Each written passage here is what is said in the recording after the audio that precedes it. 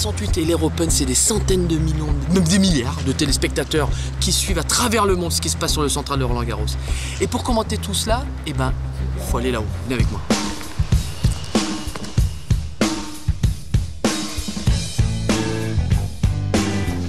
Alors, pour vous, une chose énorme, la Bible.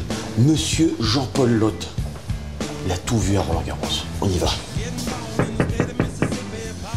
Henry! Bon Jean-Paul. Mon gaucher de feu. Oh, cool. Allez, Oh, revers à deux.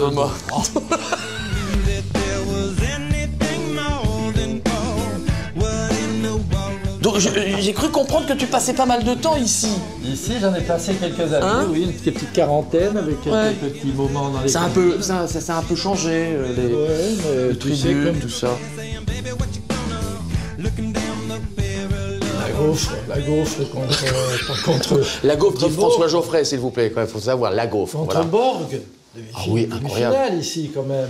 Ah oui, avec bien. quasiment balle de match, où il a failli manger l'iceberg suédois. Il l'a pas réussi, mais ça a été à deux doigts. Ça a été fantastique parce que tout le monde pensait qu'il allait se récrabouiller. Et puis finalement, il a fini par arriver au point de rupture de Borg. Il a failli vraiment le manger. C'est vraiment dommage qu'il ait perdu.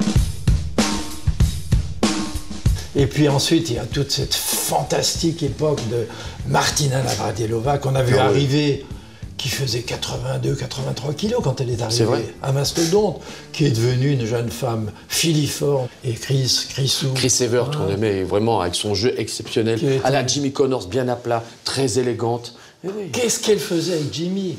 Qu'est-ce qu'elle faisait avec Faut que tu nous Connors? dises ce qu'elle faisait. Non, mais je sais pas. Je comprends qu'elle était cravattée par John Lloyd, mais pas Jimmy Connors, qui ne pensait qu'à une seule chose, c'était insulter ses adversaires sur le court. Oui, et il se touchait parfois les choses généreuses de son corps. Et après, nous avons eu Steffi Graf, cette joueuse exceptionnelle. La merveille, Steffi. Quelle merveille, Steffi. Comment est-ce qu'elle a pu se laisser prendre encore par Agassi.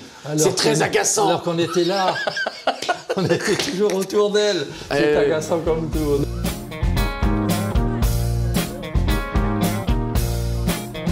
Lorsque Mary Pierce a quand même gagné ici à Roland-Garros, c'était un moment extraordinaire. Parce qu'on ne pouvait pas imaginer, Jean-Paul, avec sa carrure, de pouvoir jouer aussi bien sur terre battue. Mais elle avait une force de frappe, une qualité de balle.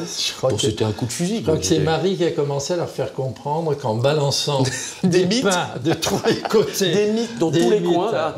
En plus, elle jouait à tennis de rêve. C'était magnifique. On pouvait gagner aussi sur terre battue, donc elle l'a fait. Un jour, là, quand tu rentres ici contre un petit Suédois, comment il s'appelait, le petit, là, qui a fini par te croquer en demi? Svensson? Non, le petit, là, avec les cheveux courts. Johansson? Non.